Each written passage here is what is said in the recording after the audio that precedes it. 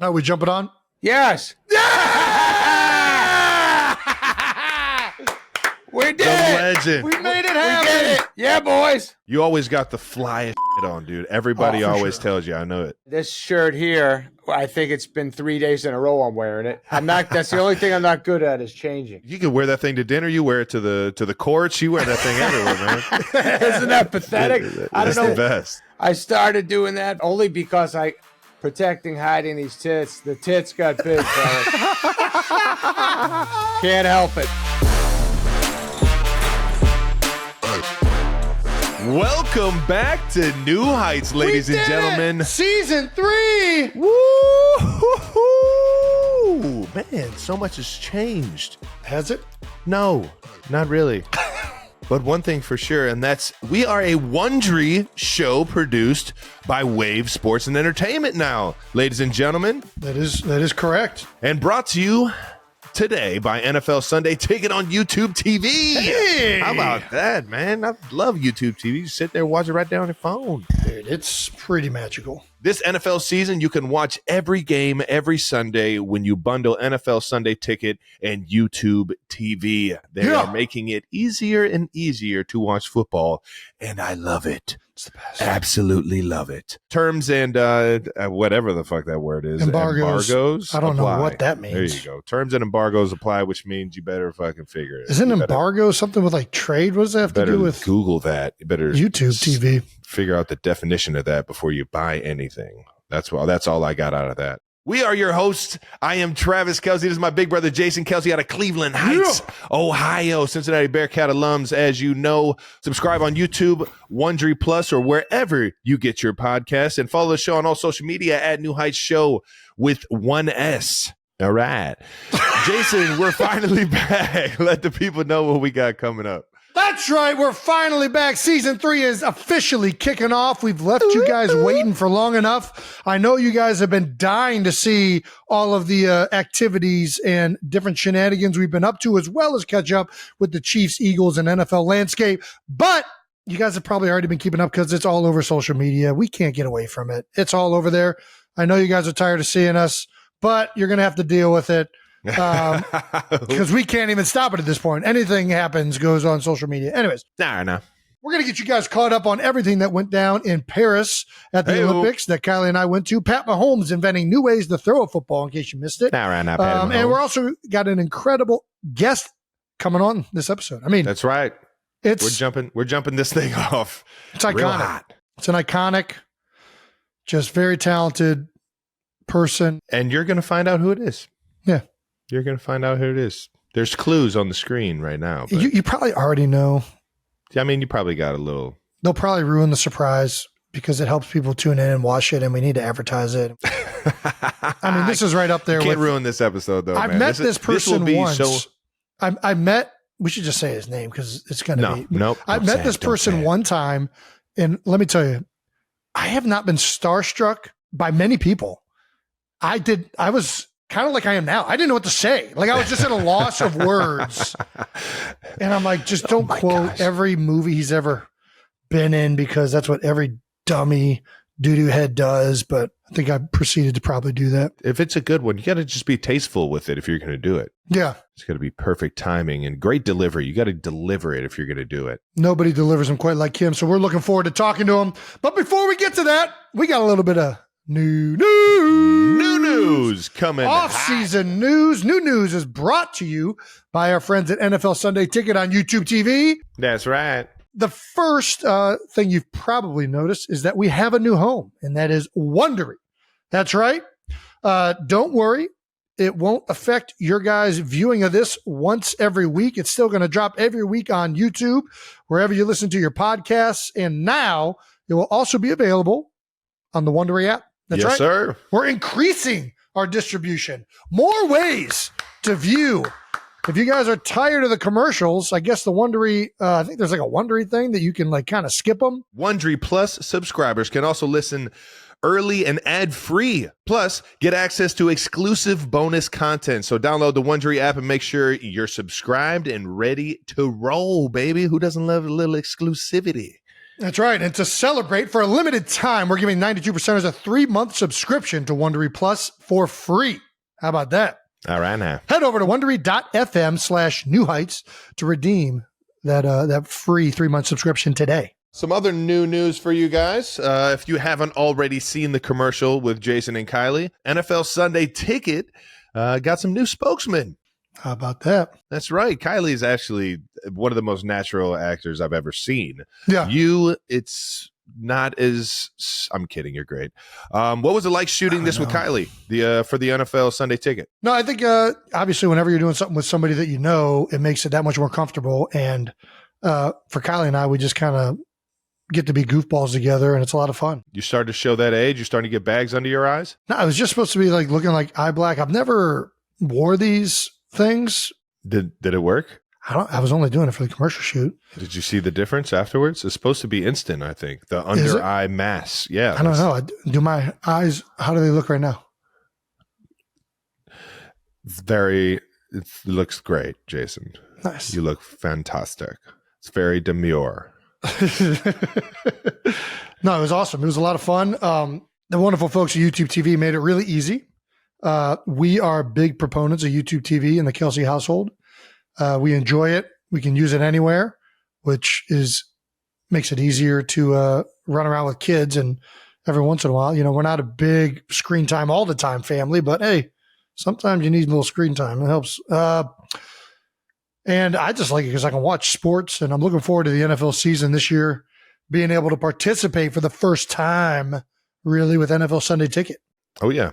Well, I mean, you're going to need the knowledge to talk because you're obviously on the Monday night countdown this year. This is true. And then on top of that, it's like, are you going to use it as like practice to like maybe start calling games or something?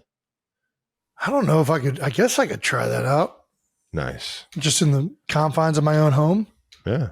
Yeah, I don't know. I don't know what I'm going to use it for. I'm probably going to use the multi-view. I'm probably going to use it to really be able to follow everything that's happening. I mean, I've used Sunday Ticket occasionally when we don't play on Sunday in the past to watch games. Yeah.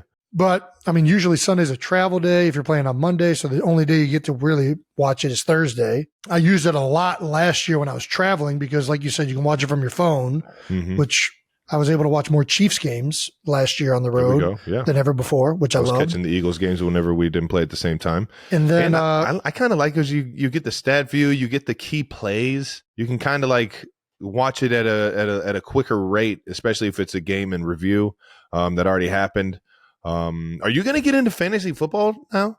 Are you a fantasy footballer? I've never been. I kind of might do it just to make me pay attention. You know what I mean? Because I feel like if you're doing fantasy football, you got to be in tune and knowing who to bench, who to sit, how my team's doing, who's injured. It kind of forces you to follow what's happening in the NFL landscape. Oh, yeah. So I think doing fantasy football might make me better on Monday night. So I'm thinking about maybe doing it. I don't know. I've never done fantasy football. I think the leagues have already started, so you might be a little behind the 8-ball here. How have they started? The season hasn't started. I'm pretty sure you draft your team before the games start. There's got to be a way I can start this. I mean, yeah, I'm not a fantasy football guy, but I'm pretty sure this is drafts have already happened. Okay, That's all right. Okay, Brandon's telling me right now. Would I draft Travis? Yes, I would draft Travis, but apparently these drafts have already happened. Yeah. All the professionals are saying, don't draft me without drafting Pat Mahomes. You draft both. Yeah, you got to. Yeah, it's a dual thing. Why is that? We're a team.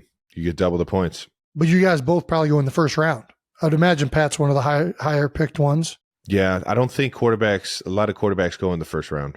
They don't go in the first round, or they do? No, I don't think so. Because I think the quarterbacks, like you go a little later rounds because I heard this as well. You can find more quarterbacks and you can find like skill players that are going to get you points week in, week out. Well, I know touchdowns. I don't even podcast. I don't even podcast. I really don't podcast. I'm not even sure what I'm doing here. Yeah, I know that touchdowns are all that matter. So I know like running backs are hot commodities and like receivers or tight ends that score a lot of touchdowns are hot commodities. Yeah. I'd imagine Jalen's pretty good with all the tush pushes into the end zone. That is correct. But I don't know how that translates to quarterbacks throwing touchdowns. I suppose maybe that's why they go later. Yeah. Brandon said RBs go first. Yeah. Jason won't be in any fantasy leagues this year. Maybe you catch him next year. Yeah, I guess I'll just watch football. I'm in on that.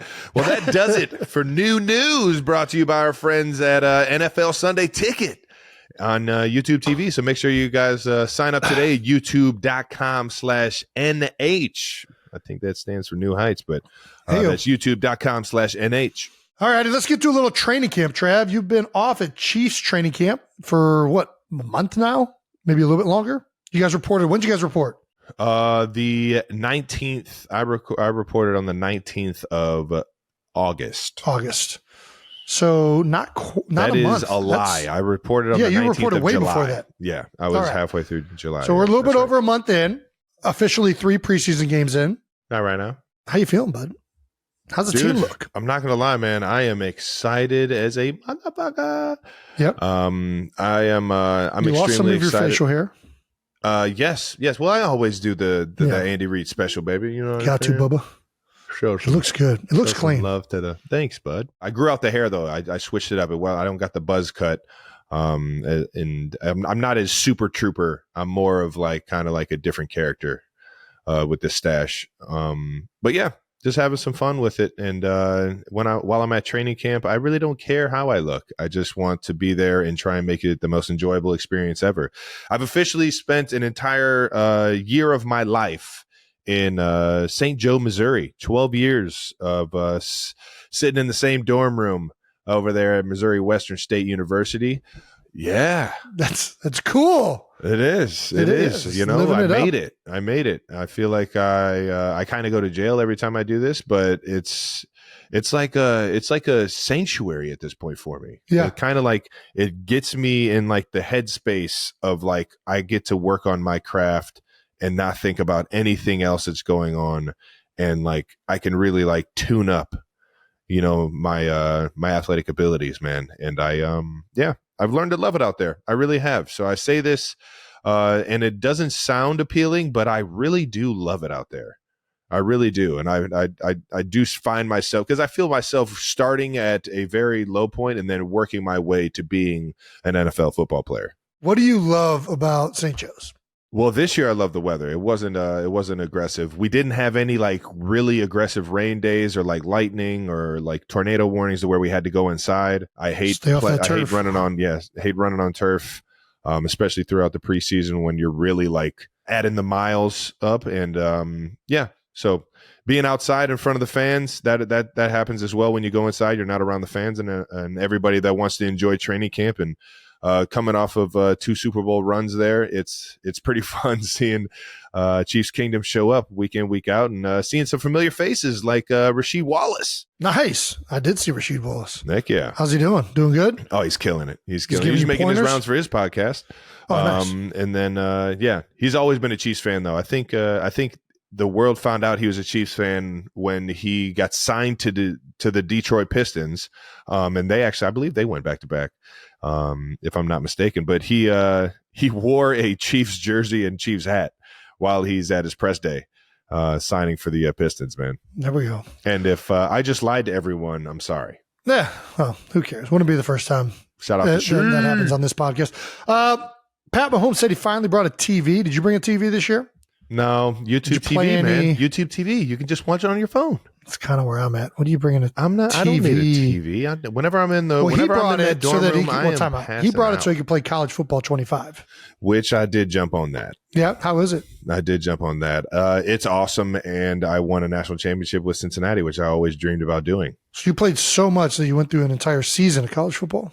Yeah, what is it? It's just you're on there 15 minutes a game, and then it didn't take that long. It's not that much. Right. Yeah, it didn't take that long. It's fun though, man. It brought back great memories because that is all I used to freaking play. I used to have a guy on every single every single team in college football, and sure enough, I mean it's like you're a kid all over again. It puts me at a really simple state of mind. Let's get to the preseason a little bit. You guys obviously trying to three-peat this year.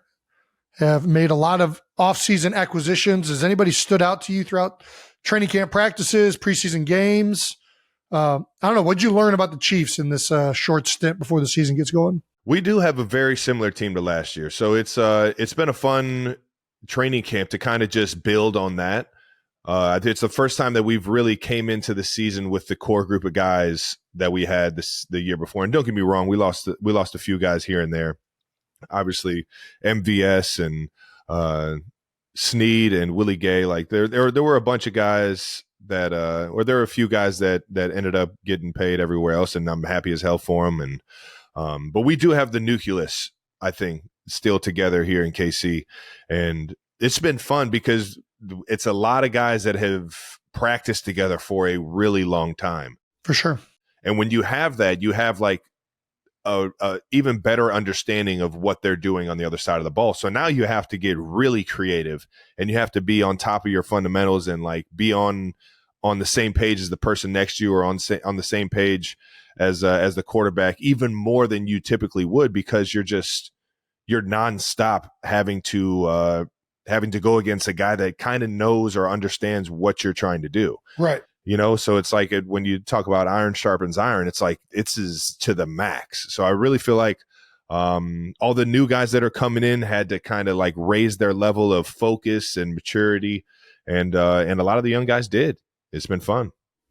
Well, you guys didn't play that much in the preseason games as starters, but you did play. And you did play enough for Pat to pull off something he's never done before. It included you, and it was a behind-the-back pass. Yeah, man. Larry Bird, the big 33. It's a smooth operator right there. Magic Johnson style. Yeah, no, I motioned over, and I'm looking at Pat while I'm motioning over. Like, what did you say? Because here's the thing: when you're in preseason, you don't get a week to prepare for the game plan going into a preseason game. It's just like you have the entire 300, 400 plays that you put in and installed in training camp. Right. And then they take a few of them and put them in the game plan. So you got to really like go over your game plan. And you don't spend as much time game planning specifically for your opponents. Right. Exactly. I wasn't in tune with the game plan. And Pat Mahomes he had like something in the back of his head when I walked across the line of scrimmage. It was like, what'd you say? That I didn't know what I was doing. So he was going to have to make something shake. And that's why we love playing with Pat Mahomes, ladies and gentlemen, because even when you fuck up, he makes you right. This is just a boot play naked? Or is it? Oh, this was a true read. This is a true, he's got the option to hand this off. Yeah, the old RPO. I know. So you were supposed to go to the flat right away and run this little rub route potentially? Yeah, I could have gone that way. I could have just did what I did and then got the first down this way. But you know, there's options. There's options in Andy Reid's offense, and it's because of a guy like Pat Mahomes that you can run these different options. You see, just a little point to him right there, like, glad we're on the same page. You know, I had no idea. I had no idea. I felt Pat pull the football. And start to roll out, and I was literally just going to start to run that way, and like, oh, he might need my help in blocking. He might need my help to like be available. So when I turned around, he was in mid, like behind the back pass, like a sports card. It was just like slow motion, and the ball was just floating to me. Sure enough, I knew it was third and short, so I just made sure that I got the sticks there. When you guys ran this full speed, I thought you were like the side view, like little block down and come back out, like latch. Now that I'm watching this, it is a completely broken play. This is I like I said, I screwed this one up. I did not look at Coach Reid after this play. I knew he would have probably just come here, son. Well, I don't think he was that mad. As a matter of fact, there's a clip of him having zero reaction and just, that's business as usual between these guys. Now, Pat has pulled off the behind the back pass multiple times. Yeah, I'm telling you, he's done it. He's done it more times than once in practices. Yeah. And people have only seen it in terms of like training camp practices, or like him just screwing around in the during practice on like his side of the field with the other quarterbacks. To instinctually be able to do this is insane. It is. It's insane to have the cojones to be able to just like throw something behind your back in traffic, like that is insane. And Pat, he made a great point. He's not going to do it just to do it. He's only going to do it when he needs to do it. Right. It was going to be a weird angle if he would have threw it overhand, For sure. or if he would have threw it regular, because the defender was right in his between. face. The defensive end was the defensive end was making it difficult to have You would a have had to throwing go lane. over top of him. Exactly. And with people around me, that might not have been the best pass. So for him to instinctually know that he has the ability to do that, he has the skill set to do that, and then to be able to do it in time, man, it's fun to play with. Yeah, that was insanely cool to watch live. What is that typically the way it happens on like a pass that it makes sense for, or is he usually doing it like where he's like, oh, I'm going to goof around and make sure I do this? You know what I mean? No, that's what I'm saying. And he when he's been asked about this in like press conferences and stuff, he's told everybody, like, I'm not going to do it just to like have the highlight of it. Like, I'm only going to do that when I need to do it, and sure enough, it was a perfect situation for him. I sometimes it just takes somebody to fuck it up. Well, good job, because you brought that to life, Trav. Well, and good job to Pat. Yeah, he has said that. As a matter of fact, he said it again. He said, I didn't do it to look cool. I literally did it as I was like pissed. I was like, why didn't you run the route that I wanted you to run, Trav? It just worked out. Got to get in your playbook, kid. Yeah. I think Andy had your back. He said, yeah, I saw that Pat threw him under the bus. But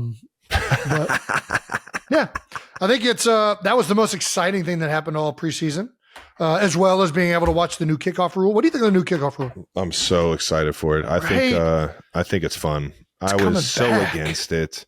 Why were you against it? Remember, we were talking about it. They were changing it. We're like, I don't like it. It's the ceremonial football. It's the first thing. It's what happens in football. It's like war, like both sides, old school war, just like running at a charge. Yeah, but that wasn't an option. They weren't going to let that happen anymore. Yeah. So, and honestly, it's still electric. It is. Guys are still, like, the guy with the ball is still hitting it as hard as he can. That's my question is, how long do you think it lasts? I saw a guy, and I'm not going to name a guy, but I saw a guy almost get his head ripped off.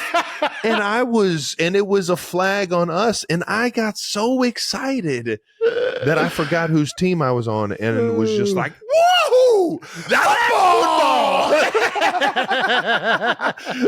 and yeah, it's exciting. All right, so that's all the football we're going to get into now. Chiefs and Eagles fans, we know you've got more football questions for us, as well as NFL fans league wide. We're going to be doing a full season preview next week. So hit us with the questions in the meantime that you got for throw some comments the coming in there. Season. 92%ers, throw some comments in there. Let us know what you want to know about, because me and Jason have all the answers. Well, psych. Yeah, we'll see. We'll see what we know. All right, now, listen here, 92%ers. This episode is brought to you exclusively by our friends at NFL Sunday Ticket, because we want to make sure our fans know the one place where they can watch every single game this NFL season. And that place is not out with your friends, although I am pro hanging out with your friends. They can always come over to your place, because that place is your living room. That's right. When you get NFL Sunday Ticket and YouTube TV, you get every game. Every Sunday. It's a game changer for all of you diehard NFL fans, and new for this year, it comes with a multi-view builder, which lets you pick up to 4 live games that you can watch all at once. How crazy is that? That's pretty crazy. And it's pretty baller that you get to pick those games, because you never used to be able to do that before. If you're a massive fantasy football junkie, you can layer on additional views like stats and fantasy to help you keep track of your league while you're watching the games. Make your Sunday ritual better than ever. What? With Sunday NFL Ticket and YouTube TV, you get every game every Sunday. Sign up today at youtube.com/NH. Device and content restrictions apply to multi-view. YouTube TV base plan includes locally and nationally televised games, and NFL Sunday Ticket includes out-of-market games. Excludes digital-only games. Terms, restrictions, and embargoes apply. No refunds. All right, now let's get to out of the house. That's right. Kelsey's in Paris. A little out of the house. This segment, you guessed it, is brought to you by our friends at NFL Sunday Ticket. Boom. On YouTube TV. That's right. We're going to keep pumping that, because NFL Sunday Ticket, the NFL is here, baby. It's here. We are just about a week out from Chiefs and Ravens, baby, and I am so pumped. to get this thing rocking and rolling. But first, let's get to a little out of the house. Kelsey's in Paris. Jason and Kai took over the Paris Olympics. That's right. Jason, it was your first Olympics. How was Paris? Yeah, first Olympics I was able to go to. Obviously, when you're in training camp, you miss Summer Olympics. Yeah. No matter when. And when when you're playing football season, you miss the Winter Olympics. Yep. So, it's something that you watch. We've always watched our entire lives growing up. Our entire lives. Olympics are so electric. It's an incredible moment where people get to represent their countries across the world. And we really wanted to be able to take that in. And we like Paris. Kylie and I honeymooned in Paris. All right now. It was our second time being back, and it was fantastic. The city's really set up well for it. It's the public transportation, the trains, all that stuff. We had an absolute blast. I mean, it was so cool. It was so cool. I went and saw Tay out in Paris, and they were just starting to kind of finish all of the little stadiums and courts. And it was so cool that they were just in the middle of the city. They were just making these arenas and these playing fields throughout the city and the parks. And obviously there was the sand volleyball that was right in front of the Eiffel Tower. I mean, it was so cool. Was there a certain venue that was your favorite to be in? The Rugby Sevens in the Stadium of Paris or Stadium of France. I can't remember what the name of that major stadium is there. That was awesome. Uh-huh. Do you know that those games have each half is only 7 minutes? Yes, I did. I noticed that just watching it, but I did not know the rules of the game or really the timing, or I didn't know any of that stuff. I've watched Rugby 15s before, but I did not know Rugby 7s was that fast paced. So when you get a ticket into that stadium, you get to watch every country play twice in a day. You're watching a lot of games. That's crazy. Which is you buy not whatever else it is, that one ticket, you're only watching that one event in most of that stuff. But that was what was awesome about the Rugby Sevens. It was you're seeing a bunch of action, and it helps when the USA women's team was pretty darn good as well. All right now. The field hockey games were actually being played at the last time the Olympics was hosted in Paris. Mm-hmm. So there's some cool history there to that stadium. The men's volleyball was dope. Those guys are jumping up there. It's so impressive to watch volleyball, man. I mean, athletic as hell. The other one that we saw was the women team gymnastics final, which you want to talk about jumping. We watched every girl go and do the floor routine. And so Simone cool. Biles is the last person. Mm-hmm. And I'm she's getting older. She's a little bit, we'll see how she looks. There's no way you really thought this. I did think that because gymnasts because gymnasts, if you go look at the age of gymnasts, they're usually not in their mid 20s to late 20s. They're usually young. They usually don't age and sustain well later. I don't know why. I automatically assumed she was the anomaly.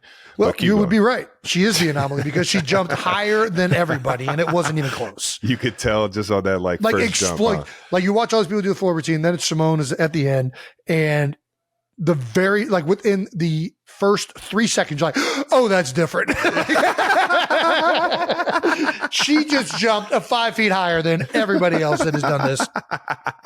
Wow. So good, man. Yeah. So that was such a feel good story, knowing the past and everything that she's had to go through, and just to feel confident and getting back up there mentally. It's the best, man. So happy for her. And America's so proud of her, man. Watching all those girls stand up there and represent the USA and get a gold medal. That was probably the highlight for the Olympics, being able to be there and witness that. So cool. But it was all great. I mean, I met a lot of the women's rugby team players, Alona, Nicole. I mean, the whole team at one point. I met there's nine. Hopefully I'm right on that. 9 girls on the field hockey team were from the PA area. Oh, wow. Yeah. It's a hotbed. I didn't know that. I mean, it makes sense that Kai played. So we were hanging out with their families, watching the games, grabbing drinks afterwards. It was really, really cool. And the only other world event I've been to was the World Cup. I went to the World Cup in Brazil. But what's so awesome about world events, you just have people from all over coming to this one area, and they're all there to just appreciate the sports. And it's just awesome. It's fun. And Paris is a great city, so it helped out. I concur. Well, Coach Kai is spotted in Paris working with a new field hockey prospect. She was coaching you up a little bit, showing you how to swing the hockey stick. Oh yeah. Is it much different from the ice? Did you need some different pointers or what? Listen, Field hockey's kind of stupid. Shut up. You can't. Yeah, it's not. I'm not believing any of this. There are certain things that just don't make sense. Like in field hockey, you can only use the one side of the stick. You can't use the back side of the stick. It's like illegal. It's like, why is this illegal to use the other side of the stick? Because that's the game. What do you mean? And they're like, oh, because it's rounded, so you shouldn't use it. It's like, just because you shouldn't doesn't mean it should be like against the rules to just use the back side of the stick. It's illegal. Don't touch the ball with your hand in soccer. You can't kick it. If the ball's at your feet, you What do you can't mean? kick it. If it hits a foot, it's a penalty. It's a foul. Dude, Just being honest. You can't kick a goal in hockey either. I'm not saying to kick it in, but you can kick it back up to your stick. Like, all I'm Just saying, because you're not skilled enough with the stick does not mean it's stupid, Jason. I'm just saying it would decrease the stoppages. It would make the game more exciting because you'd be able to utilize more appendages. This guy's a businessman. He just wants to make the game more exciting. It's like the opposite of soccer. You can't use your feet. You can't even use your hands. I guess you can kind of block stuff with your hands. But you can only use the one side of your stick. And I just think it's inhibiting creativity and excitingness of field hockey. I think it's making you more, what is it? It's making you more disciplined on your creativity and being creative within the rules of the game, Jason. All right. So Jason sucks at field hockey. Kylie's shaking your head at me right now. And then you saw the U.S. Win the first ever medal in rugby sevens. We just talked about that. That's pretty cool. Did you get to see some of those things up close, those medals? No, I saw some old ones because there were people in the stands that had them that I met, former Olympians. Oh, shit. Nice. Allie Reisman, I don't think I saw her medal. I saw at the rugby game, there were 2 former gold medalists that were rocking there. One was from Rio. Dude, I got to say this story. We're sitting there watching the women's gymnastics final. Subtle flex. We hadn't seen the kids in a while, and Kylie's, I think, feeling a little bit of like baby, like I'm missing my kids, right? And we're sitting there, and Kylie turns around and she turns back and she says, "Oh my gosh, there's a baby up there, and it is so adorable." And I turn, and it's fucking Michael Phelps holding his child. Phelpsy. I'm like, Kylie, Phelpsy. if you see Michael Phelps, you don't say someone is holding the baby. Like, what are we talking about right now? It's the most decorated Olympian in the history of the Olympics holding a baby. The number 1 athlete of our You decade. lead with Michael Phelps. Guy is funny as fuck for that. You turn around, you don't even see the baby. You just see Yeah, I was like, Michael are you Phelps. kidding What? me? I didn't even realize he the had a baby is not in a his highlight hand. of what's happening over there. Oh, yes, it is. Oh, yes, it is. That's right. The baby's always the Phelps' highlight. offspring is exciting for Hey, America. that's fair. Okay, That's fair. exciting. That's a for fair America. point. Shout out to Michael Phelps, man. Such a good dude. I played some golf with him over there at the Wynn out in Vegas during Justin Timberlake's golf outing. Oh, nice. 8 a.m. golf. Awesome. But let's not get away from what happened out in Paris, Jason. Okay. What happened? You arm wrestled. I was asked to arm wrestle. I just want to put that out there. I was not. And I did not took instigate challenge, the arm and wrestling. Yes, but at the same time, you agreed to do this. Yeah, I did. Hopefully, I'm saying this right, but you arm wrestled Nicole Heverland. Yes, I did. Yeah. Which had some saying maybe you were cheating. And we all know Jason Kelsey's mentality. Like, why is that? What am I cheating? How am I cheating? What do you mean? Everyone knows your offhand has to be free. That's not true. Watch What? any arm wrestling like sanctioned event. Their offhand is Sanctioned grabbing. event? Yeah, any legitimate Sanctioned event? No, it's any just legitimate arm wrestling event. Your offhand is grabbing something. They're not free. You're just making this up. No, I'm Pull talking up about a legitimate arm wrestling event and show me what their offhand's doing. No, it's just the respect of like a bar arm wrestle that you just don't grab anything else on the table. It's just strictly in that. I have never once, because now heard you're that. torquing, you're using core, and you're using more muscles. Everyone I'm just knows grounding this. myself. I'm just getting a better base. I'm not torquing anything. Leave it to Jason to move the ball forward a little bit on those tush pushes. Leave it to Jason to. Listen, I'm going to cheat. If you let me round my wrist, if you let me round my wrist over, I'm going to do it. I hate arm wrestling. I really do. It's a lose-lose, especially when you're challenged by somebody who's smaller than you, because it's like, if you win, it's like, oh, cool, the big guy just won an arm wrestling event. If you lose, it's like, hey, you just got your ass kicked by someone much smaller who should not be beating you in arm wrestling. Lose. But I get challenged by an Olympian. What do? I can't say no. Yeah, you say I'm going to politely decline because so, I have elbow. I have bones. I went for that. I legitimately went for that. I said, actually, my elbow's kind of screwed up, and I could tell that Nicole was not going for it. And I was like, okay, you got to sell it. We're going to do this, aren't we? All right, let's do it. You got to sell it. And now I have legitimate arm wrestlers challenging me. Of course you do. There's like, I forget what his name is. You've seen him all over Instagram. He does like freaking weights with his wrist. And I'm like, dude, I'm not arm wrestling you, motherfucker. There's no way. There's no chance we're doing this. You think there's something wrong with your elbow until my you go elbow up against that guy. No, there is something wrong with my elbow. I tore my growth plate when I was younger, and it has never healed. My elbow would snap if I went up. Devin Lorette.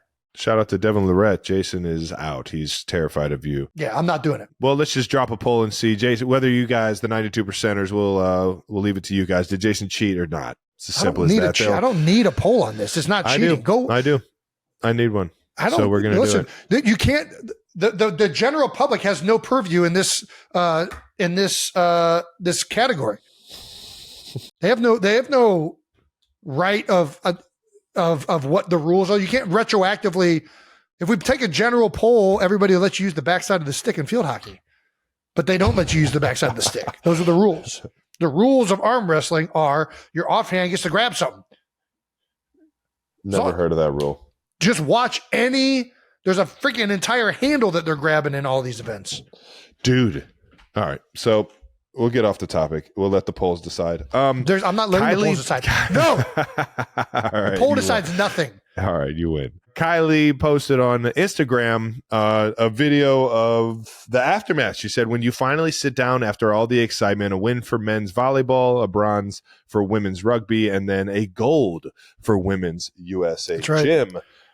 Jason, I can't help but notice you have like impeccable tits. 100%. Your tits are impeccable. I am so jealous. I wish my tits sat up like that. No, you have what looks to be like a handball from, is that a legit handball? No, it's either a volleyball. Let me see his picture. Is that a mini volleyball? Yeah. So they gave us like a little mini volleyball when we were at the men's volleyball game. Oh man. I thought you got one of the handballs. I was like, dude, I got a rugby ball. I got a rugby ball and a mini handball or a mini volleyball from men's volleyball. I mean, it was still pretty cool. It was dope. Well, I take it back. I legit wanted, like, looking back on it, like we asked the question, what event do you think we'd be good at? I think handball. My elbow's fucked up.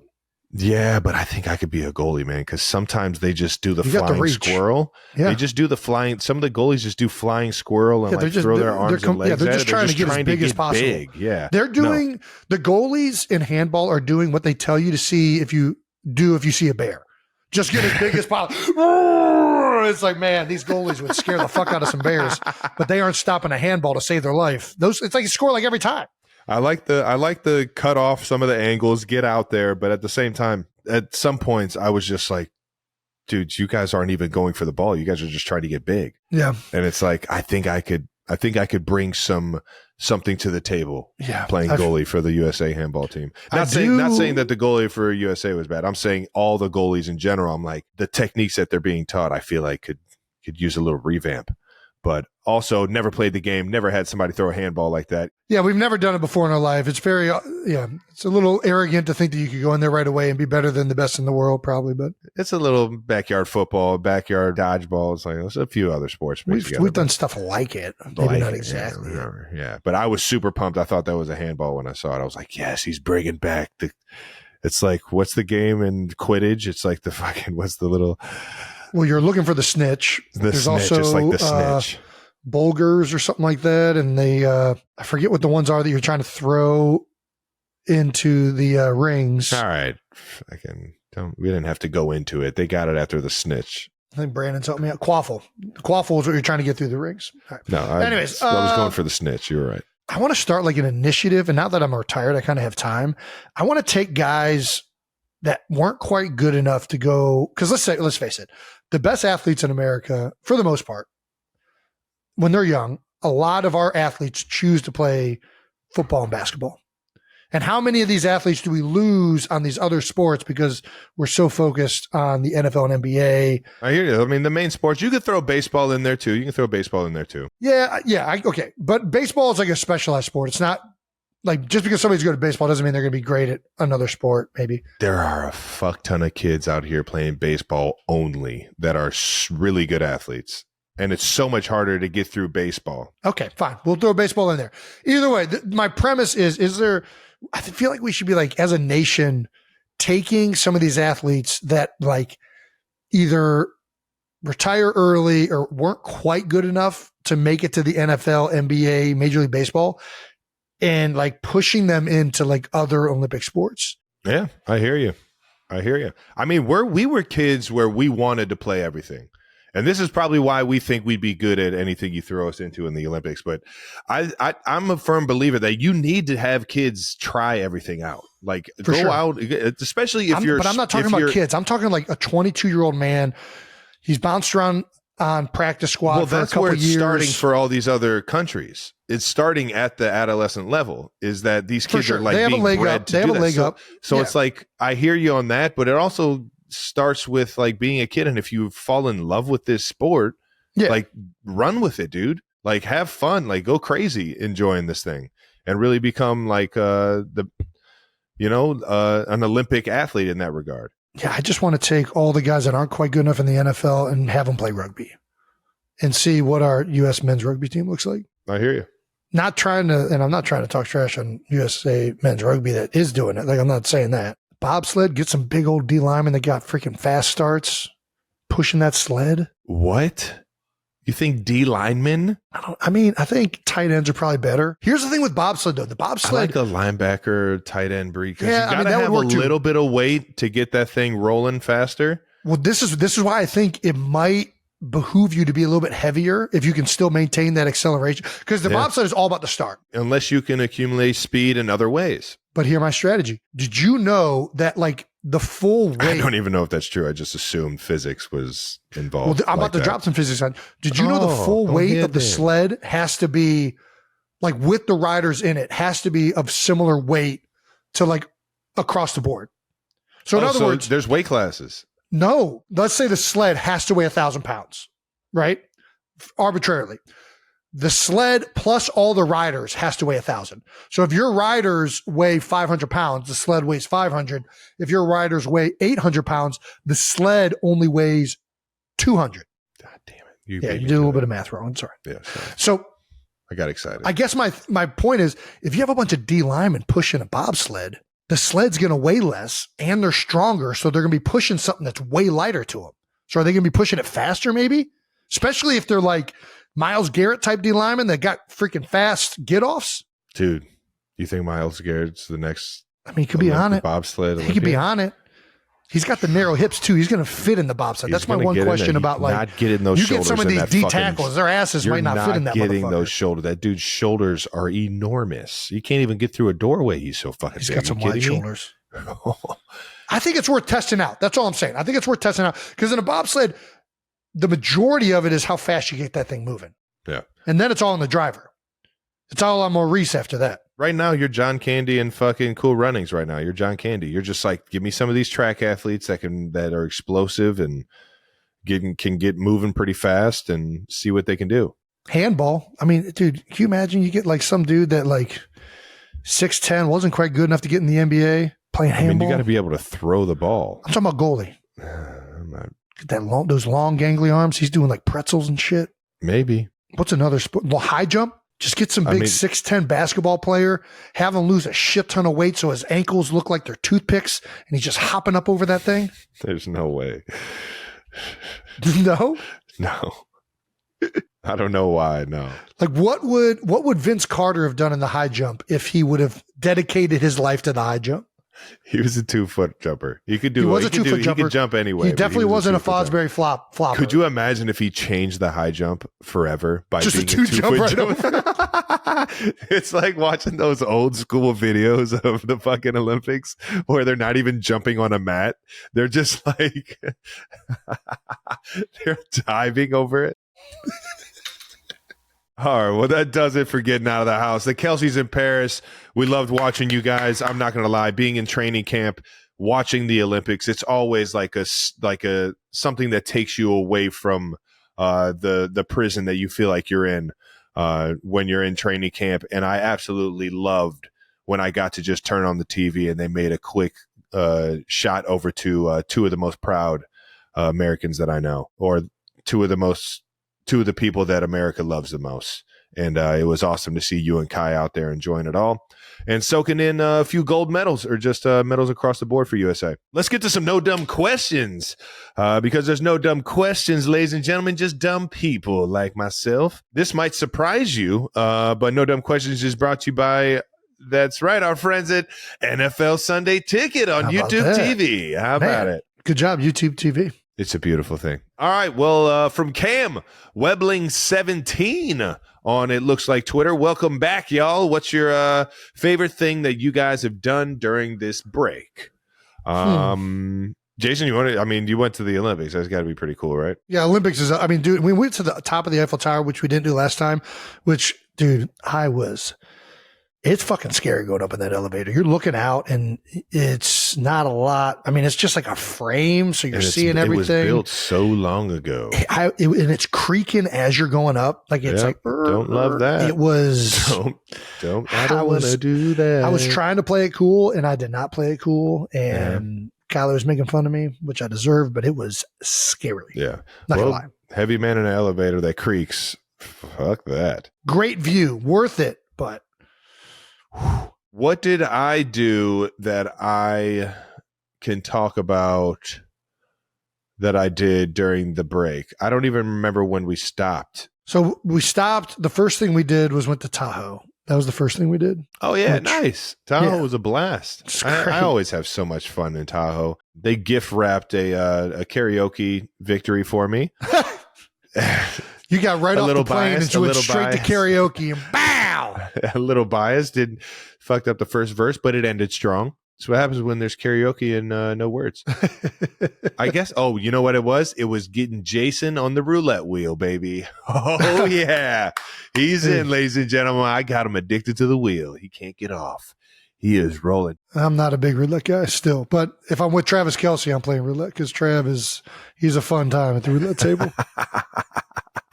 Both Kai and Jason were killing it on the roulette table. I'm not a big, I'll go to the casino, but the casino is always about who you're with, whether you're having fun. 100%. Which leads me to the next point. Do not be the shitty one at the table, guys.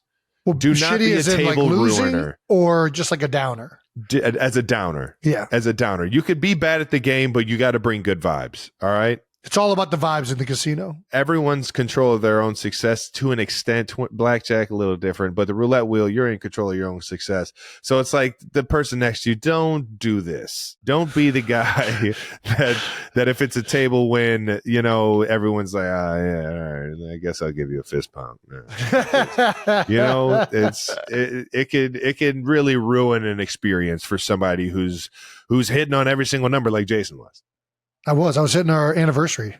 Yep. Ooh, 14. 14, baby. Yeah, baby. That was a hot number. I had intern Brandon throwing me numbers from left field, and 9 was a good one. So intern Brandon, I owe you a thank you. A thank you. That's about it. That's right. You didn't put your money down, so I owe you no money, but I owe you a thank you. Nice, man. But well, that does it for No Dumb Questions. Nice. Brought to you by our friends at NFL Sunday Ticket on YouTube TV. Make sure you guys subscribe and get involved because NFL season is right around the corner. 92%ers, this entire episode is brought to you exclusively by NFL Sunday Ticket on YouTube TV. Because we're so hyped for football to be back, we want you guys to be prepped and ready for the NFL season. We want to dive into one of the coolest parts about NFL Sunday Ticket on YouTube TV because the best combo in football just got even better. How about that? This season, they've rolled out an improvement to the top feature everyone has been waiting for and asking for, the ability to choose what games are in the multi-view. Yes, you can finally build your dream football lineup and choose up to 4 games to watch live all at the same time. And if you have both NFL Sunday Ticket and YouTube TV, you can choose from both games on NFL Sunday Ticket and local games. Oh, how about that? No channel hopping needed. You can also pick based on what games are important to your fantasy team. That's right.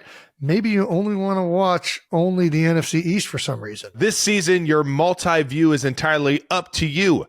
Watch every game every Sunday when you bundle NFL Sunday Ticket and YouTube TV. Sign up today for NFL Sunday Ticket on YouTube TV at youtube.com/NH. Device and content restrictions apply to multi-view. YouTube TV base plan includes locally and nationally televised games, and NFL Sunday Ticket includes out-of-market games. It excludes digital-only games. Terms, restrictions, and embargoes do apply. No refunds. Dude, I think it's time to bring in our guest. Oh, let's do it. Oh, you guys are in for a treat. I mean, we're in for a treat, too. It's cool to even have this guy on. Alrighty, our guest today is an absolute legend. You may know him from his film and TV career spanning over 3 decades. He's written and starred in some of the most iconic movies of all time, including cool, yeah. Billy Madison, Happy Gilmore, The Waterboy, and so many more. He's a 1-time winner of the Mark Twain Prize for American Humor, Yeah. 16-time MTV Movie Award nominee. Wow. He's got Teen Choice Awards, People Choice Awards, a star on the Hollywood Walk of Fame. Yeah. He's a fan of high-quality H2O. Jesus, you have a today, Junior. Spit it out. That's right. Our guest is the one and only Sandman, Adam Sandler. That's right, baby. Boys, I'm so happy to see both you guys. Love you both. You know that. You know that. Thank you so much for coming on, Adam. This is incredible. This is iconic, man. You too, fellas. Yes. Yes. Come on, Jason. Hit me. So you recently just finished a stand-up special. Yes. Yes. That's going to be launching on, I think, Tuesday on Netflix, right? Yes. It comes out on Tuesday. I was doing a tour, running around for like a couple years, in and out. I kind of do it like I go away for a couple weeks, then I go back home for a month or two, then I go do another couple weeks, that kind of thing. Yeah. And when I was out on the tour, I was like, oh man, I probably should make a special just because I know one day I'm going to throw this material out and move on to some new stuff. So might as well document it. And I said, let me do a special. Netflix said, that sounds good. And then I called Josh Safdie, who's this great director, and he did Uncut Gems. Him and his brother Benny did Uncut Gems. And I said to Josh, would you want to maybe direct a comedy special? And he said, yeah. And I thought we were just going to shoot a normal special, but he just kind of took over and made it a different style and different feel and threw weird stuff at me. And it's a special, but it's kind of like a movie special. It's different. It's a little different. Yeah. I cannot wait for everybody to see this, man. They let us preview it, and that was alone the coolest thing ever. Oh, yeah. It was awesome, brother. Cool. So thank you, bud. You're right. It is different. And it's like kind of segmented. There's a whole like thing going back and forth with the projection and all that. How do you even get to like creating something like that? Like, I know that like stand up, you're bringing on jokes and you're trying to figure out your routine, but that thing was so unique. How did that whole process come about? Well, I was kind of ready to just do a normal stand up special. I was excited because I was kind of locked in. When you do stand up and you're on the road, it evolves. You get better and better at your act and figure out better things to talk about, figure out better ways to tell your thoughts or your jokes or whatever the hell it is. And so I was kind of locked into a certain way that I was ready to throw down. And then Josh was just kind of like, we've seen you do a stand-up special already. I did one like six years ago. So he said, let's try to come up with a new way to present it. So that's kind of what happened. What made you want to get back into the stand-up realm? Like, you took a long hiatus from it. Not too long. I saw 100% Fresh live, actually. I was at the Hayworth out there in L.A., dude. That's right, buddy. I remember seeing you. I was I was in a whole nother world. And I remember two just off the top that I still remember. There's a phone wall of keys. Yes, yes, what yes. I fucking sing that every single time I walk out of the goddamn door. Oh, I love that, buddy. I haven't forgot him since. Love that track. and then I want to grow old with you, dude. Yes, I sang that too. Yes, I sang that for the special. And that was 6 years ago. Yeah. That is buddy. So that was 6 years cool. ago when I saw you. That was so fucking cool, man. I saw you in the dressing room back there at the Hayworth. You're the fucking man, dude. You too, buddy. And it was, I don't even know why I started. Oh yeah, here's what happened. I was doing movies. Life was going good. I did Saturday Night Live, and me and my friends, Spade and Schneider and Rock, we used to run around and do stand-up back then. So cool. And it was great. And then all of a sudden, I was doing a lot of movies, and it just became like your schedule was kind of overwhelmed. And so I stopped doing stand-up for maybe 20 years or so. Sheesh. And then I was doing grown-ups, and all I heard was Kevin James and Chris Rock and Schneider and Spade and Colin Quinn and all the guys in the movie and Norm Macdonald all talking about their gigs they had that weekend. And I was a little jealous, like, oh man, maybe I should get back on the road. So that got me into it again. That's awesome. That's awesome. Well, make sure everyone you check out Love You. It's streaming now on Netflix. Wonderful jokes. It's a very unique, as we've talked about, comedy stand-up special.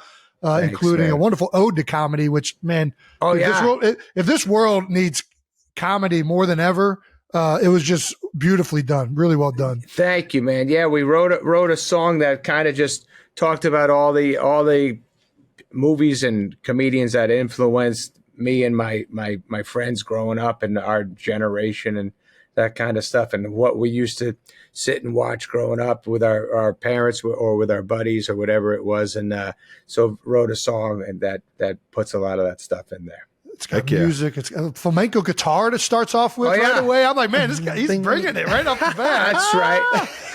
I did my best. By the way, that was terrifying because I knew sometimes when I'm alone in my room playing my guitar, I go, man, I think I could have been a guitar player. I'm pretty damn good. Then when I get on stage, I start getting my fingers get tight. Everything's nerve wracking. So when I was shooting a special, I was like, come on, man. Let's get this thing right. But I did all right. You nailed it. Thank you. Buddy. And then the Bluetooth comment hit a little bit too close to home for me. Oh, yeah. That happens on occasion. That happens. Yeah. You don't like those times. Yeah. All right.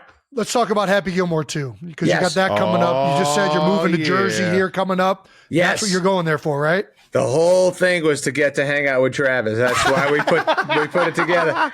No, yeah. We're going there. Travis, by the way, thank you. I heard you talking about it, and I was on your show, you guys. And then, of course, I was like, I was thinking we were talking about you playing my son while we were writing it literally like 6 months ago. We were like, imagine if Travis was my first baby, how funny that would be.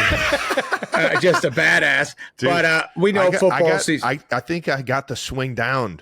You do? Dude, I think I got the swing down. Can you crack it like that? I was out there the other day, and it was literally the day after you went on Fallon and told everybody. And I was like, man, you know what? I just got to do a ceremonial one. And and I fucking ripped it. You did. It felt so good, dude. It felt so good. What a feeling. When you look up and that thing's going straight, you're like, that works, man. How did that happen? It's just I bet you ripped the shit out of it. What do you hit them when you play? You bang it long, don't you? Yeah, I can hit it about 320 consistently off the drive. Bitch. But I could be 3 holes over or right next to the hole. You know, it's either way. No, but I've seen you swing. It is nice. It's fun. I gotta say, when I'm doing the Happy Gilmore swing, I'm maybe 1 for 4 with that. 1 for 4. It's not a little TV magic on the back end. There's definitely. I call my own cuts. All right, let's see. Here we go. All right, buddy. Oh, that's a long walk up. Boom! Oh. You can hear Pat Mahomes in the background telling you where it went. Pat's got a good swing too. He can bang him too. I'm sure you guys have fun golfing. No, he's a way better player than I am. He takes it way more serious. I'm just out there for the fun, man. Yeah, well, you're a fun man. Everybody on this little hang here, besides me, it seems like they have fun on the course. I get a little snappy out there. Snappy, little get frustrated. Have you gotten back into playing at all just to kind of get ready for the movie, or did you take a time off from playing golf, or? Yes, sort of similar to my comedy career. I kind of dipped out for a while, and then I was like, what am I doing, man? Let me get back into golf. And I played when I was a kid. I played when I was like 12. And my dad was awesome. My dad was a really good golfer. He'd shoot in the low 70s. I still can't do it. I can't get it there. Holy cow. I can't get down low. I've had a good 9. I had a good 9 maybe 2 weeks ago at Riviera. Nice. I think I could say. That's where they play the Genesis Open. That's a legit exactly. course. That's a tough one. I mean, I played from the whites, but I shot okay. But I can't put 18 together. I can't do it. I can't concentrate that long. Are you guys good with 18? Dude, I suck. I have a very it's like little third to attention last span. in the Tahoe golf outing. Oh, yeah. Like, it was not good. Didn't break 90 one time. I hear you. That's kind of my spot too, around 88 or something. I'm good probably playing 18. When it gets to like 18 3 days in a row, I am just cooked, man. I am cooked, and my swing is all over the place. I'm not made for 3 days of golf in a row. That's a lot of thinking. I can't stay still for that long. Like right around hole 6, I start going, what the hell am I doing here? What happened to my life? Do they have burgers on the turn? What are we? Yeah. Once I eat at the clubhouse. That's so funny. When I grew up, my dad, there was we used to play at this one place, and I think it was hole 13. They used to put out Polish sausages and hot dogs and stuff like that. And every time I ate there, my father would go, there it goes, game over. He's going to stink now. I'd be like, no. And I would just eat too much and just get in a little coma and be staring. My father would be going, why did you eat that, you moron? Yeah, I was about to say, you inspired an entire generation to get on the golf course, man. I promise you did. I was one of the kids. We used to go up to the public course all the time and just wanted to absolutely hammer them and hit them with the Happy Gilmore swing and That's everything. so great. And we were hockey players growing up, so that the movie It hit extra hard. Yeah, it hit boy. so hard, man. And, yes, I know both you guys remind me of my friends so much growing up. Like, if you met my friends, what you did, you actually saw a few at the U2 show, right? That was awesome, man. Oh, how cool was that concert? That was incredible. What a insane. night. But it was more fun seeing you there, buddy. We love seeing you. No, that was like, I was telling Trav, I've told him before, reminded him again today. I have not been starstruck like much of my life. And seeing all of you guys next to me, like the entire ensemble, especially you, it was like, man, where the fuck am I at right now? That was cool, man. It's insane, man. I was like, I came here to watch you two, and I saw every person that I ever looked up to, and all of the best shows, all the best movies. Like, it was so cool. It was awesome. Thank you, man. Well, we love seeing you too, bud. We talked about you flying home that night. Anyways, that was a fun time. But both you boys remind me of exact dudes I hung out with growing up. And you two guys, the guys, they would protect me. I was a little bit of a wise guy, and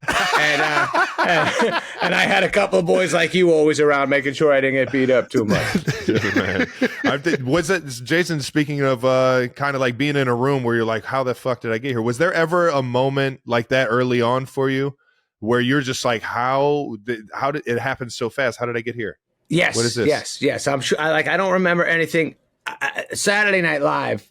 That kind of did it to you. Every week you'd meet superstars that you grew up with, Dan Aykroyd, like all the original SNL cast. We got to meet so many of those cast members, and then just comedians we all loved growing up. Then rock stars. We got to meet Paul McCartney and Bruce Springsteen and everybody we talked about. All of a sudden we were in the room shooting the shit with them. It was incredible. That's awesome, man.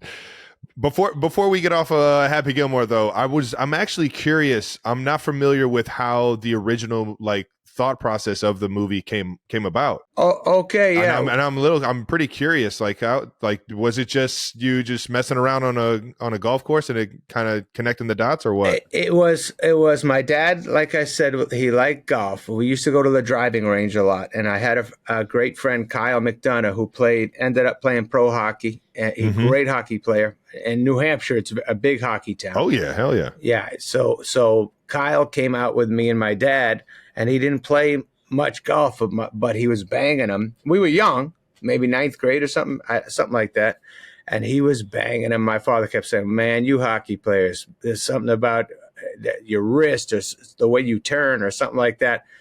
And I just was like, I think I was in college or finishing up college or just maybe 23, and I thought, man, that'd be pretty funny to see a guy with a hockey mentality have such a big hit that he gets on the tour. And I remember calling my dad and telling my dad about it and going, "What do you think?" And he was like, "Yeah, it could be pretty good. We'll see." We'll see. But me and my buddy Herlihy, who I write all the movies with, we would write that and we'd call my dad and say, "Does this make sense in golf? When you putt, what do you think?" And it's all in the hips and stuff like that. Yeah. That was my dad. I would say, "Oh my god, what is it?" He said, "It's all in the hips, that baby. It's all in the hips," and that's why we wrote that shit. Chubbs. Absolutely legendary, man. What's in store with the sequel? What do you like? I don't, without giving away too much, obviously, but like, what are we looking for here? Well, first of all, Travis, we're going to have fun because the scene you're doing is with so many great golfers. It's going to be amazing. You're going to be funny as hell. Oh, yeah. The movie itself, it just picks up from an older guy who's, played golf a long time. Some stuff goes on in his life. He's different. He's a bit of a mess when you meet Happy. And then we kind of try to get his life cooking again.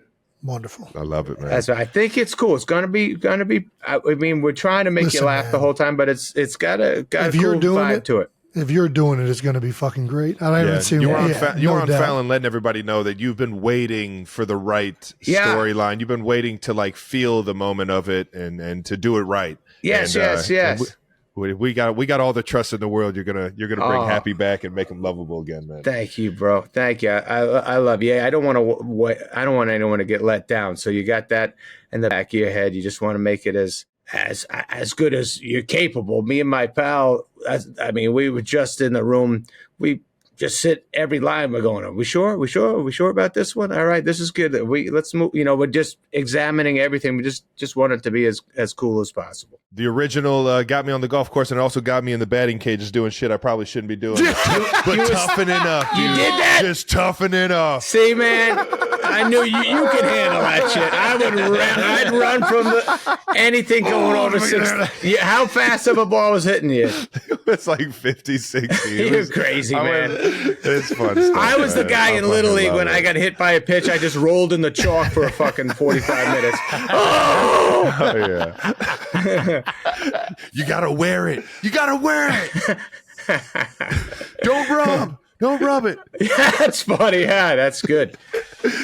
Yeah, boys, did you play Little League baseball too? You know, everything, man. Everything sports related. It was like the backyard was like a sports complex. We would go up and get all the used equipment from Play It Again Sports, and my dad would get like everything for like $20, and he would just get the equipment, put it in our hands, and let us have some fun with it, man. And so every day was getting home from school just so you could play sports, right?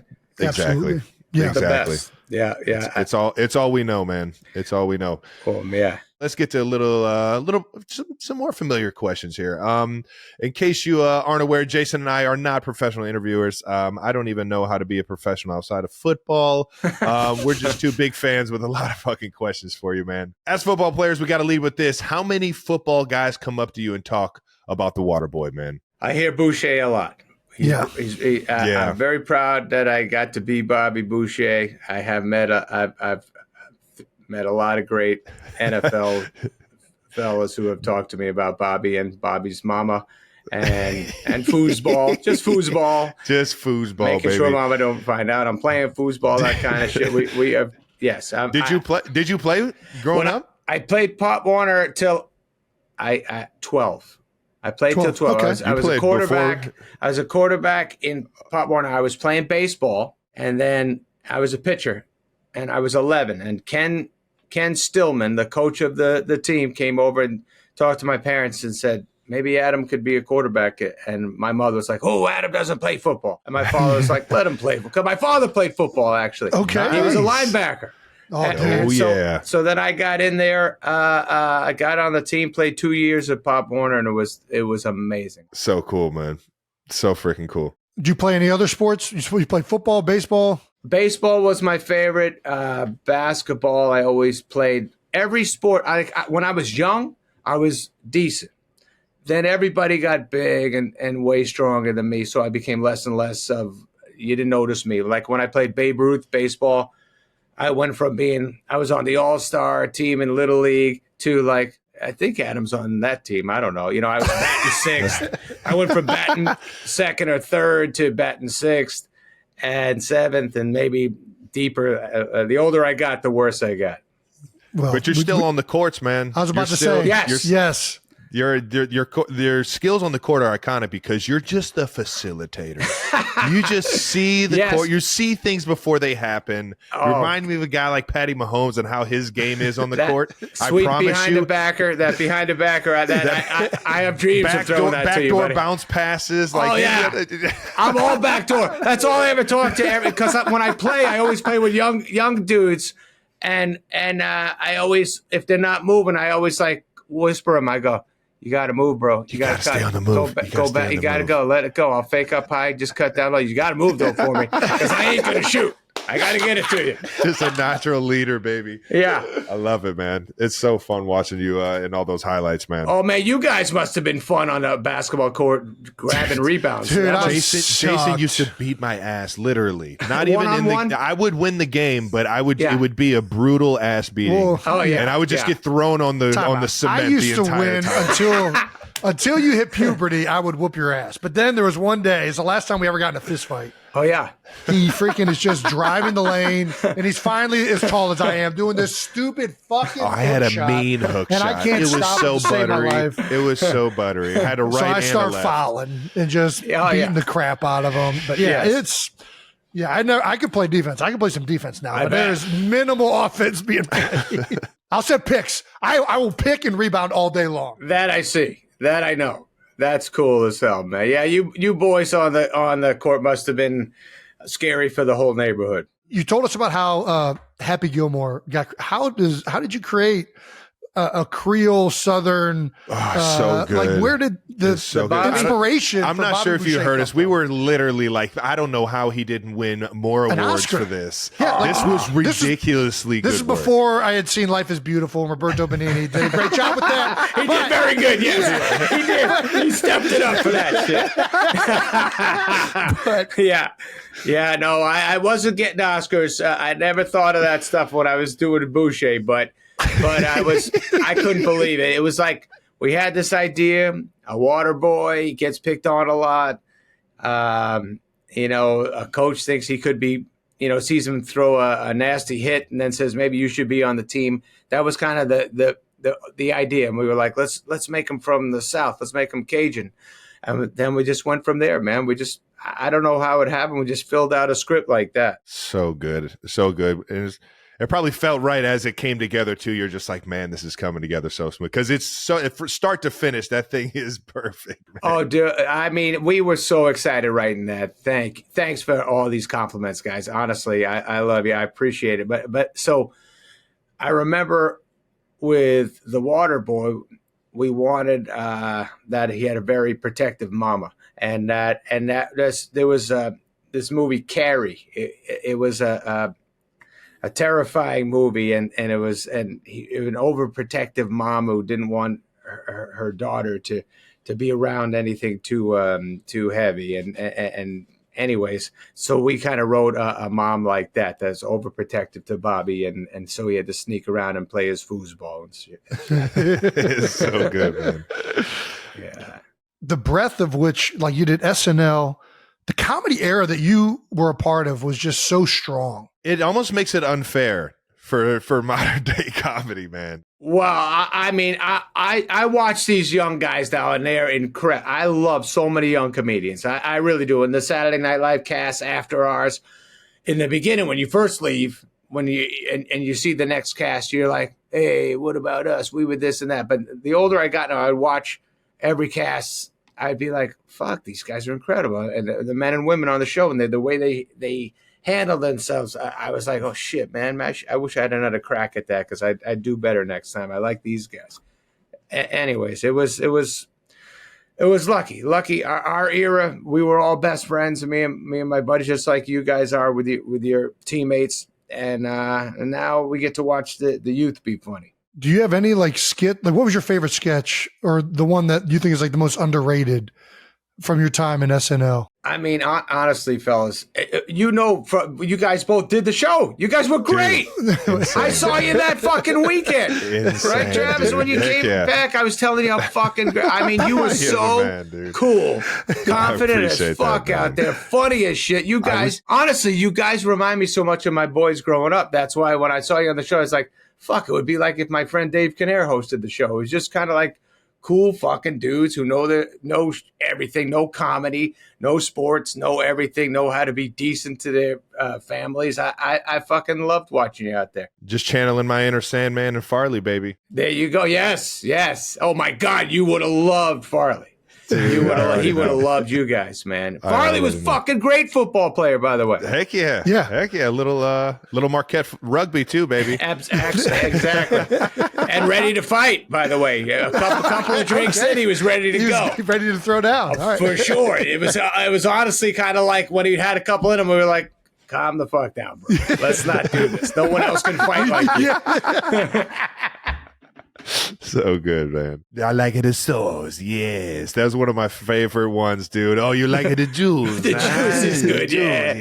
That was good. That was this guy, Robert Smigel, who's one of the fucking greatest of all time. He's a great writer and a great performer. He plays Triumph, the dog, the insult guy. Heck yeah. That dude, he wrote so many great skits, and cool. he wrote the juice skit, and we got to walk around and go, you like it, the juice? Yeah, you like it, huh? That's good. I get you do it smoother than me, bud. It's so good, I forgot how to drop it in there. It's the best, man. How many times do you get quotes told to you, like, just like, I mean, it's got to be just nonstop. We get it a lot on the streets of New York. They scream some shit at me. Does it get old? No, it's always fucking fun. It's always nice. Like shit when it comes at you that there are things brought up to me that I go, what the fuck is that? I have no idea what it is anymore. And then somebody would just remind me when you was on your album, when you said this and this, and I go, fuck, I don't remember saying any of that shit. Actually, last night, my daughter's watching 51st Dates, and she's like, Dad, come watch. I go, I don't need to watch me. And she's like, watch this. Look how sweet you are. I go, all right. And then I told her, I go, I got to be honest with you. I remember Drew saying all that stuff. I don't remember me even talking. Like, it's like I look back at this shit. I don't even fucking remember scene to scene. I'm like, oh, we did that? I don't even remember that place. I'm getting old, boys. Have you been someone that like you like to watch everything that you have? Or I mean, I'm sure nowadays you're so engulfed you're in the edit and like directing it and everything, right? Yes. I've done that so long now that once we're done and the movie comes out, I probably don't watch it for a few years. If it's on TV, I'll see it for a minute, but that's usually it. You stay with shit for like a year. You go, all right, I don't need to fucking see that anymore. Yeah, I can't really watch anything that I do when it's being recorded. But I have so much goddamn fun doing stuff like SNL and just like the comedy stuff that I don't need to watch it. I was so fulfilled doing it. That energy, yeah, the energy is just so fulfilling that I don't want to ruin it by critiquing myself. I know. You definitely.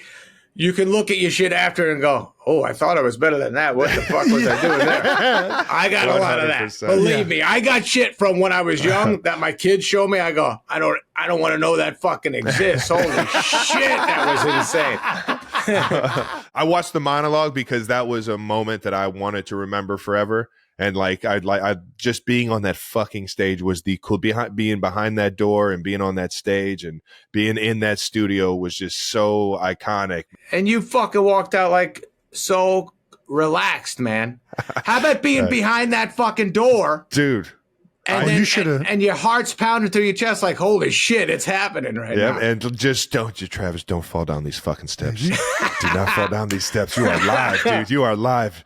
And your brother was there to help you too. Exactly. That was nice. I was about to say, you should have seen him in the first rehearsal. I was there the day before watching him kind of get ready, and he comes out that door and he like starts choking up.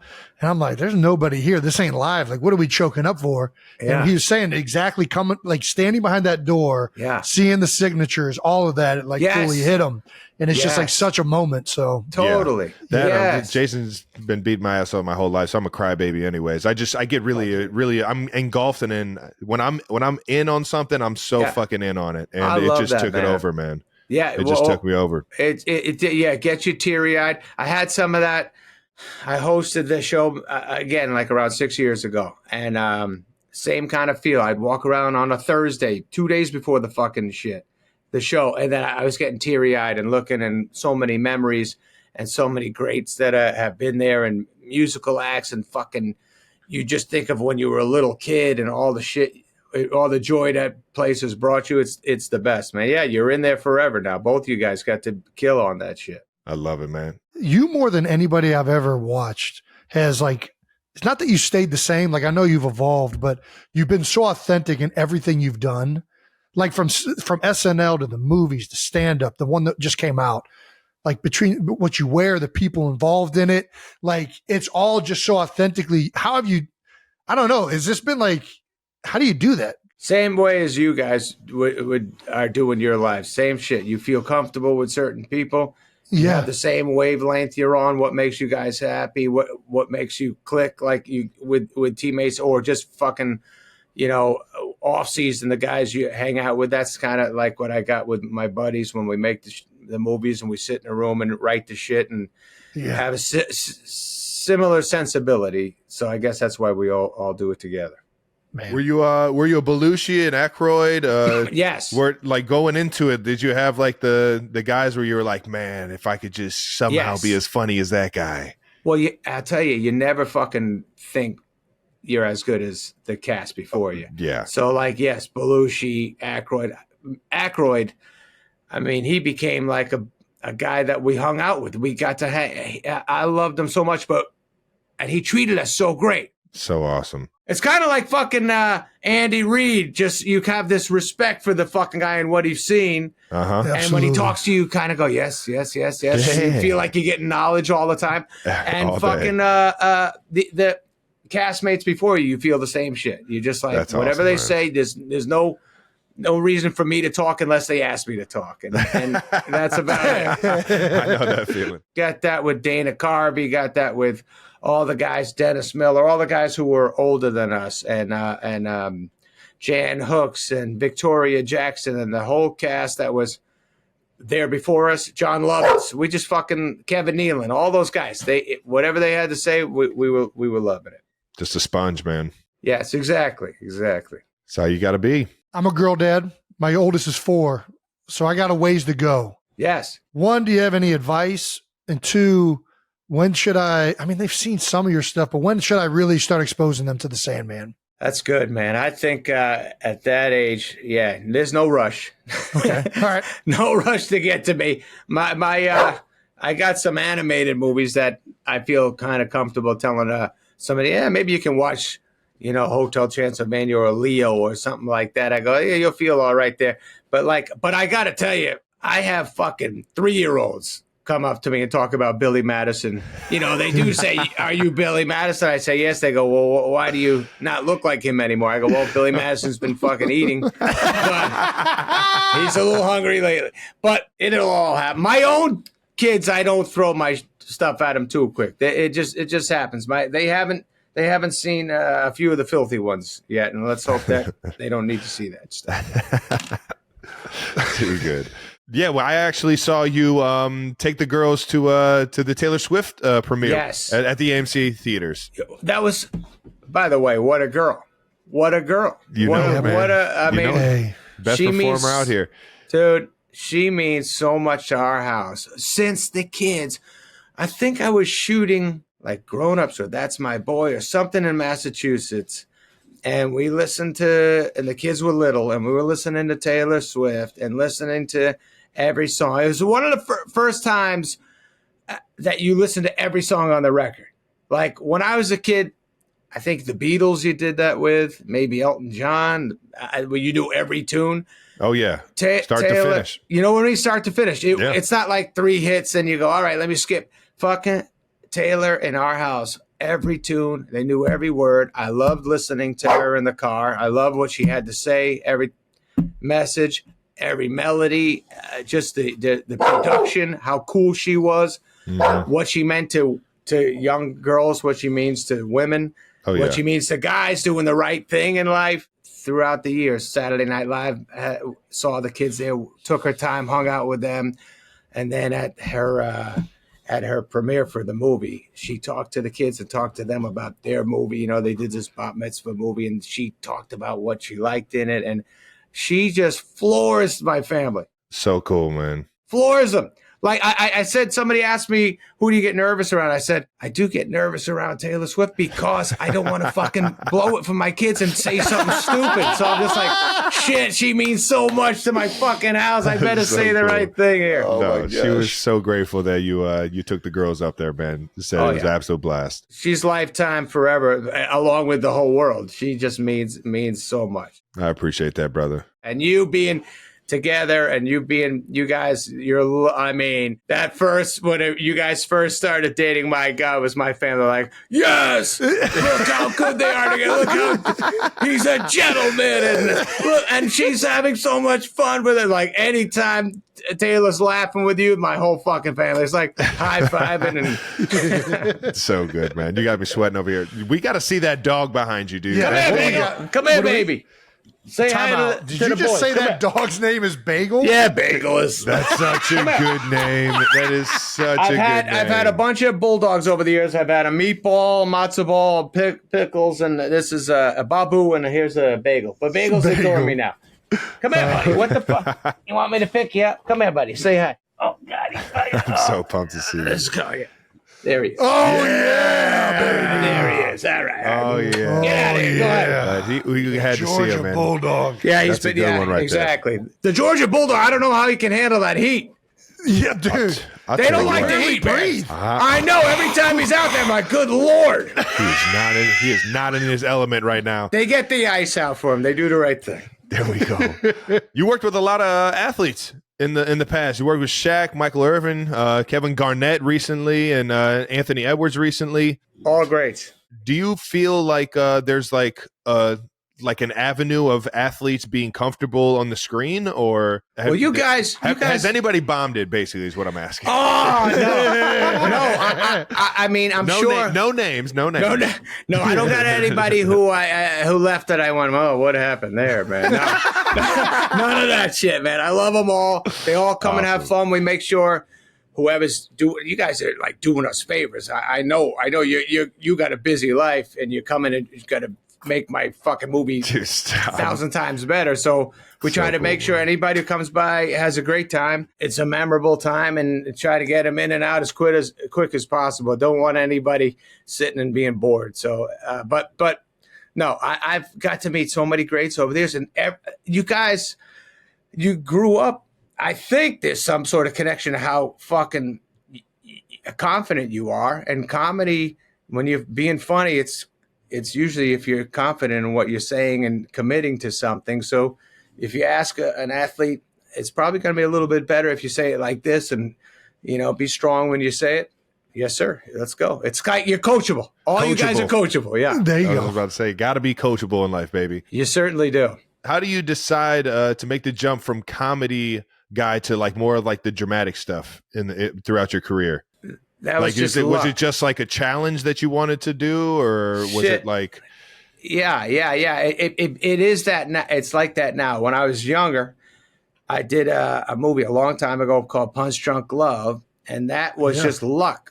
I was doing my comedies. Paul Thomas Anderson, who's this amazing guy, an amazing director, he wrote this movie for me and said, "Give it a shot." He believed in me, so I did it. Nice. Had a few of those where I work with these elite directors and kind of do my best for them, and It's different than what I do. I like Waterboy and shit like that. We have fun writing that shit and doing that shit, and it's the best time we could ever have. But when it comes to serious stuff, I just don't want to let down this. Just like you guys don't want to let down the coach, I don't want to let down the director. So I fucking just commit as hard as I can. Heck yeah, accountability, baby. Exactly. Yeah. So we got to jump into we always do a Mount Rushmore of like Jason did Mount Rushmore centers. I did Mount Rushmore tight ends. Yes. Who is your Mount Rushmore of well, your it characters. says characters on here. Yeah, of your characters of my own movie, shit. like yeah. Who is the Mount stuff. Rushmore of your characters? You think? Yeah. Shit, I never thought about this. It kind of changes which I love some of them one day, and then the next day I'm like, why the fuck did I do that? But all right, let's see. Billy Madison's always got to be up there because it was kind of the first movie that they let me kind of have a little control. Yeah, nice. Me and my buddies and Tamara Davis was the director, and we were young, and we believed in it, so we got that done. I love Bobby Boucher. Shit, man, I love being that guy. Love doing movies with Drew Barrymore and with Jennifer Aniston. So that was just, I can't pick. I don't know what my guys' names are in those, but whoever I was in those right now, I guess, yeah.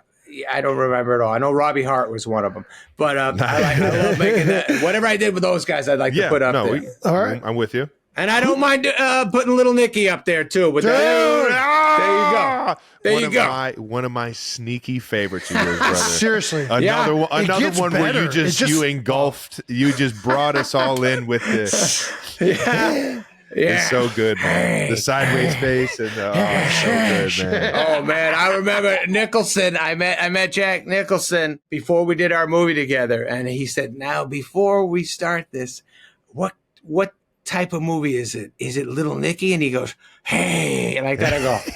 Whoa, Nicholson just did it. Nicky to me. That felt nice. That's so cool, man. Yeah, that's so cool. I'll tell you what. That's probably the most epic Mount Rushmore I've ever fucking heard. Oh yeah, I love that, dude. Tom, I gotta ask you, Little Nicky up there was so. This cool. isn't on this. This isn't on the rundown, but I want to know who's your Mount Rushmore comedians, like on your list. Well, my guys when I was young. Yeah. I love so many now. Of course. It's all it's much broader than it was. But as a kid, what fucking connected me the most? Rodney Dangerfield was my number one guy. Love Rodney. Love Caddyshack. Love Back to School. Oh yeah, you know, Back to School. Yeah, so good. baby. The best. So good. The best. And I got to meet him and hang with him. Fucking loved him. So and shit, when I was young, I loved the Jerry Lewis, the Abbott and Costello, the Marx Brothers. I loved that stuff because I would watch that with my parents. Had a great time with that. Then I loved, Belushi and Aykroyd was power in my house. Eddie Murphy. That was kind of it too. Eddie, fucking stand-ups, Stephen Wright was a big deal to me. Cheech and Chong, fucking love Cheech and Chong. Yeah, baby. Love, yeah. I had a million of them. Actually, the special the last song, I try to throw a lot of the people who meant something to me in there. I miss this stuff. There's this comedy record, Derek and Clive. You guys ever hear of them? It was Dudley Moore, who played Arthur. You remember the movie Arthur, the English guy? He drank a lot of booze, funny as shit. He was in a comedy duo with this guy, Peter Cook, and he had these albums that they used to curse a lot. They'd get drunk together and be funny together. And somehow my father got it for me. And I was in like fucking 6th, 7th grade listening to that going, oh my God, this is the best. So they had a big influence on my cursing, I believe. We're a football podcast. We got to get into a little bit of your QB. You already told everybody that you were kind of a Pop Warner QB, but the longest yard man. Yes. How much like prep in the NFL were you just out there winging it, knowing that you still had the skill set, or did you actually? You take some pointers from some guys. I was scared, man. I was, by the way, fellas, when I was a QB, I dropped so many snaps. I used to. My coach used to go, "Would you get your hands in there?" I was so. I didn't get in there. I was terrified. As a center, you got to feel the pressure. I apologize to you and everybody before you, Jim Otto, everybody. I made a mistake. I felt so bad getting my hand on that cup, but when I got my hands in there deep, man, it always worked out. But yeah, no, I took Sean Salisbury was nice enough. He a great guy. He fucking every day would throw the ball with me, taught me how to throw it a little farther, how to be a little more confident with it. Because when I was Pop Warner, it would be like straight T26 on break, on set, straight T26 on right, ready, break. Then I'd get out there, my little baby voice, I would throw that quarterback thing on. Ready! Whatever the fuck I would do. And I would do that bullshit. I was bullshit when I did it. I never sounded cool. But I remember Salisbury would always yell at me like, "Oh, you got to command that team. Get out there and fucking be a man about this." This is so fucking good. Sorry, Bagel. So good. Gosh. In 97, you wrote a song called The Lonesome Kicker. Yes. Loved it. Would you ever write a song about any other positions, or has that come up in your mind? Any other sport? Like that or what, man? Shit, yeah. I mean, if something fresh comes up, for sure, man. But we did fucking have the best time. NFL Films helped make a video with us. I got to hang out with a bunch of Steelers, Cordell Stewart, the bus. Yeah, they were all in the video. We hung out there. I've had a lot of dreams come true, but I met a lot of you dudes, and I love you all. You're the best, dude. Thank you. Well, let's get to some no dumb questions with the Sandman himself. I'm ready. The segment is called No Dumb Questions because there's no such thing as dumb questions, Adam. Just dumbass people like me and Jason. Would you mind helping out with just one, baby? Please make me a part of it. Let's do this. All right, from Hey Buck Nasty, whatever that may mean. Out of all the movies that the Sandman is dropping, we still want to know what's happening in Bobby Boucher and Vicky Valancourt's life. Did Bobby ever make it to the NFL? Oh, yeah. Well, first of all, the good news is Bobby saw Vicky's boobies and he liked them. Loved them, actually. Loved them. He said but in that moment, he loved them. He loved them. And thank you very much, Vicky Valancourt, for that. He did go to the NFL, I believe. Played a couple of years. Mama wanted him home, so he had two good years running around with the teams. Saw some shit he probably shouldn't have seen. Things got a little crazy on occasion for Bobby, especially when they'd go to Vegas, and then he made himself back to Mama and just fucking, it's better off in the It's bayou. a beautiful story. Yeah, it's a beautiful story, baby. We had to at least figure out what happened, baby. Yeah. Thank you. And that wraps it up with no dumb questions today. And man, honestly, Adam, we can't thank you enough for jumping on with this, brother. Oh, you are the GOAT of the comedy that we grew up on, and I can't thank you enough, man. You shot me the text after SNL, and it was like the full life circle moment of seeing, just feeling like I'm a part of something as cool as the Sandman. So I appreciate you even jumping on, having some fun down memory lane with us. And everybody, make sure you check out the Netflix special he's got coming out, man. Appreciate that. And boys, on your end, both of you, so fucking happy for everything you guys got. All you've done. Congratulations, Jason, on I know you're going to have a great time announcing and doing a new start. You kicked so much ass. Yep. The fucking speech you gave when you guys won was unbelievable. The funniest. Dude, the best. The best. You're everyone loves you. And Travis, so fucking great watching you dominate out there and just bulldoze and soft hands and just a stud. Always in the right spot. I don't know how the fuck you get so open, or when you're not open, it doesn't matter. He's going to get it to you. You'll make shit happen. Both you guys, So, and by the way, Jason, you know the cross-eyed guy in all my movies? Yes, he's in the special. He's in the, he comes out and gives you the coffee. Exactly. Yes. The biggest fucking Eagles fan loves you. Yeah, baby. Loves you. And when you guys fucking won, holy shit, was there relief around that fucking guy's depression. Every time the Eagles wouldn't win on a Sunday, I'd be like, will you fucking wake up? You've been sleeping for fucking 20 hours. It's over. We're on to next week. But you winning the Super Bowl was the greatest, buddy. He loves you. We all love you. Both you guys and your family. Say hi to your parents and say hi to both your families. And Taylor, tell her we love her too. You know that. You're the best, dude. The Okay. absolute best. We won't take any more of your time, much. man. The Sandman, ladies and gentlemen. Right on, boys. We'll keep this computer on. Don't worry. There we go. Oh, you're the man, dude. Okay, we peace. can't thank you enough for the time. We'll see you in a few weeks, brother. Alrighty, that wraps up another episode of New Heights. Thank you so much to Adam Sandler, the Sandman, for coming on. Make sure you subscribe to YouTube and the New Heights channel and follow New Heights on the Wondery app or wherever you get your podcasts. Reminder, you can listen to new episodes of New Heights early and ad-free right now by joining Wondery Plus in the Wondery app or on Apple Podcasts. And for all the 92%ers listening on Wondery, tell us about yourself by completing a short survey at Wondery.com/survey. Unless you don't want to, then don't do it. But we would sure appreciate it. I encourage you guys to do it. Once again, New Heights is a Wondery show produced by Wave Sports and Entertainment and brought to you by NFL Sunday Ticket on YouTube TV. That's right, the NFL season is just around the corner, just a week away, and you can watch every single game every single Sunday or whenever they have the NFL games these days, knowing that I play on every day but Tuesday this year. When you bundle NFL Sunday Ticket and YouTube TV. So make sure you guys check that out. Follow the show on all social media at New Heights Show with 1S. Thanks to our production and crew. You guys are still the best. And thank you to all the 92%ers for tuning in. We're back, baby. We'll see you guys next week.